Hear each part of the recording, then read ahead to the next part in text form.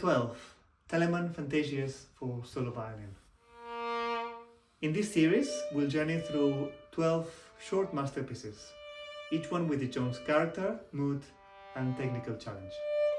They're full of elegance, surprises, and they teach us so much about sound, style, and imagination.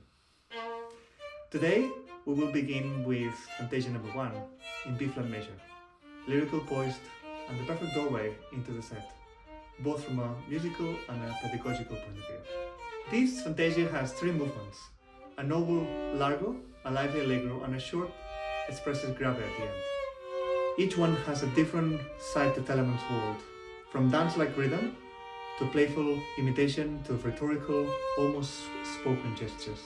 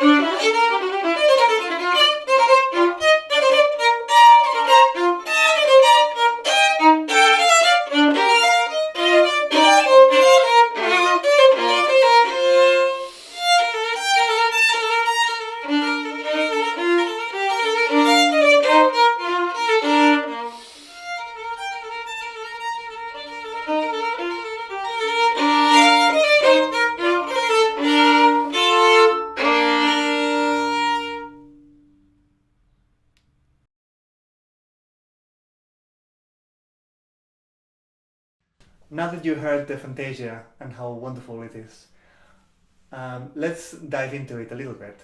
We'll do a short tutorial. If you want to get more in depth, I suggest that you join our Patreon community, where I'm gonna use more time to go deeper and deeper into each one of these Fantasias and the overall context of it from a historical and a pedagogical point of view. Now, starting with the Largo, the first Largo in the very beginning of the piece.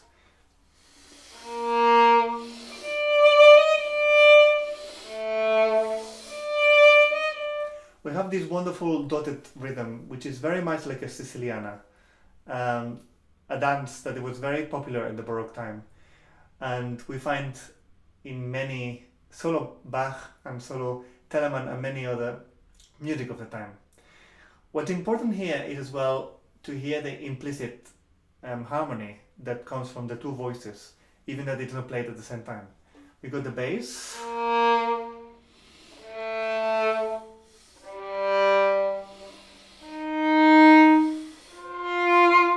how it moves from one to the other in a very lyrical way as well.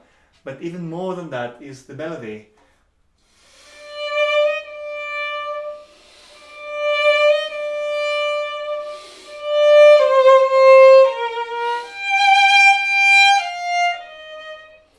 And it's really important that we keep those two voices clear from the very beginning. So we have the bass and the melody.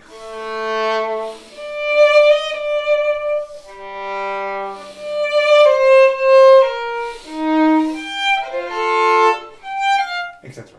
You can hear how the two voices are interacting with each other, but each one should have a distinct flavor and a voice different from each other. So I suggest the bass being played a little bit more deeper into the string, and the top being more lyrical, using more bow to bring it out a little bit more. So that happens throughout this movement. Just a few things to continue talking about. We got dynamics, which are really important. The second time is the same thing, much quieter. So it's important to bring those colors into view. When we have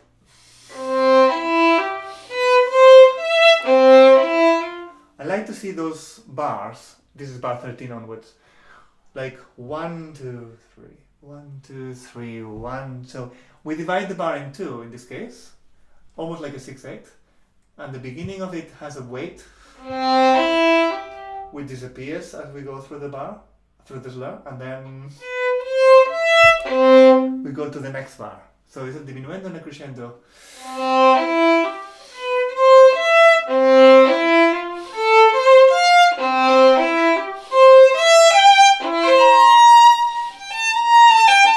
And then we at the very top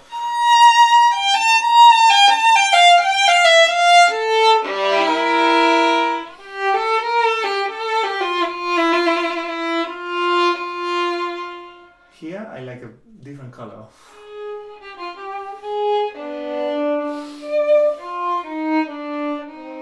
And then we have these repeated notes, very common in the Baroque period as well.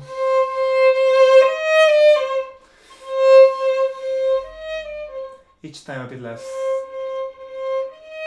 and then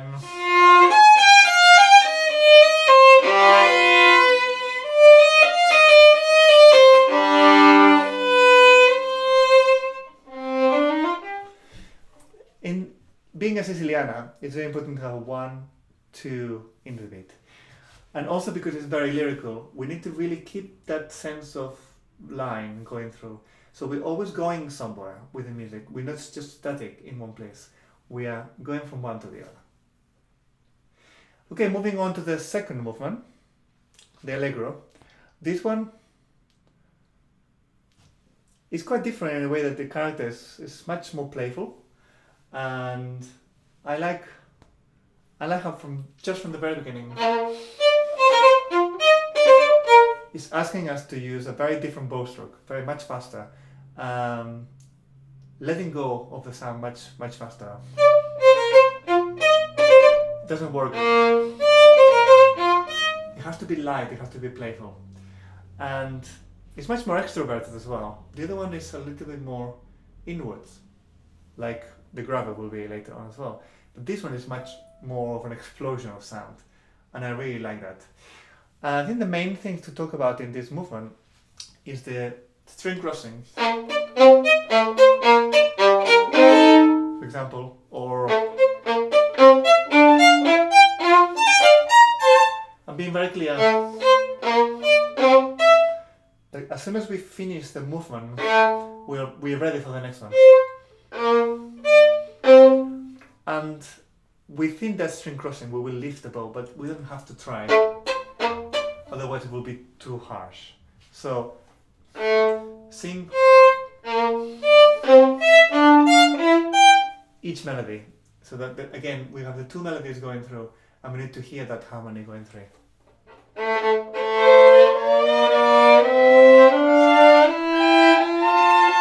Thankfully, he didn't write it like that, but we need to hear that harmony going through. And that happens even earlier when we have the... We even have three voices here, but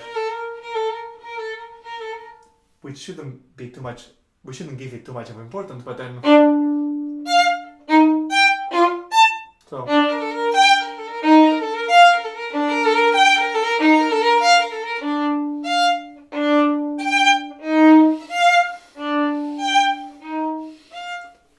And we can also phrase that, so it's not always the same. I think it's really important.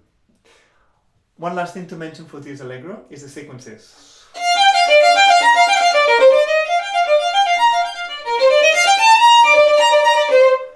Some are very clear, some are a bit more hidden. This is a very clear one.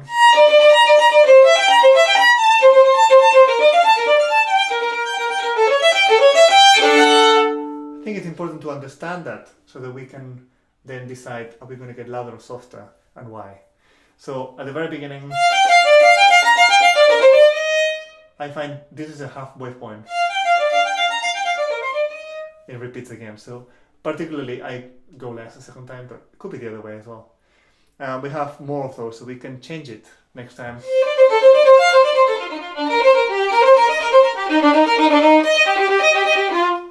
We can decide how we do it, or we can change it every single time, depending how we feel.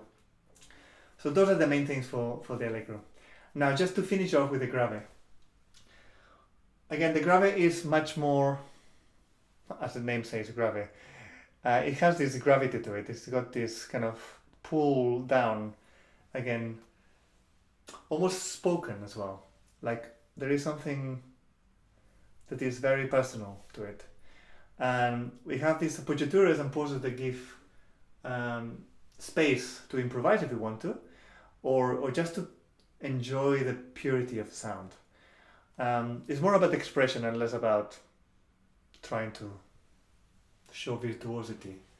That's why we have the extroverted part of the Allegro before and after. It's really clear at the end. It says, see, replica Allegro means go back to play the Allegro again. So he had in mind this slow, fast from the very beginning, even though he didn't write a fourth movement to it. So this grave,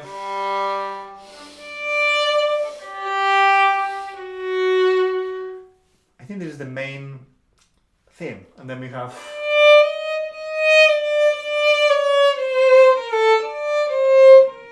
the more lyrical part on top of it, but that continues.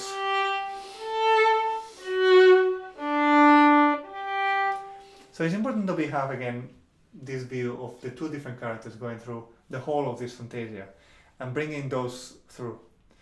If you want to improvise, I suggest that you listen to different recordings. I will suggest some in the comments below, and I will suggest some even more in the Patreon. I will talk about different options that I heard and things that you might like to include in your listening. So I hope you enjoyed this really much, and if you do, stay tuned, subscribe, because there's going to be more. This is just number 1, we got 11 to go. So I hope you enjoyed it, and I'll talk to you very soon.